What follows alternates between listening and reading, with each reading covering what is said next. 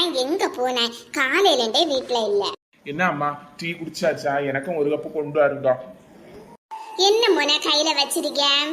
ஐயையோ போச்சு போச்சு. இனிப்ப மருமகளுக்கு சுடிதார் வாங்கினேன்னு சொன்னா ஓ அவ சுடிதார் தான் போடுவாளா, சீலை போட மாட்டாளா, இப்ப எனக்கு சும்மா ரூபாய் வேஸ்ட் பண்ணியேன்னு கேட்பணும். இப்ப என்ன பண்ணியது?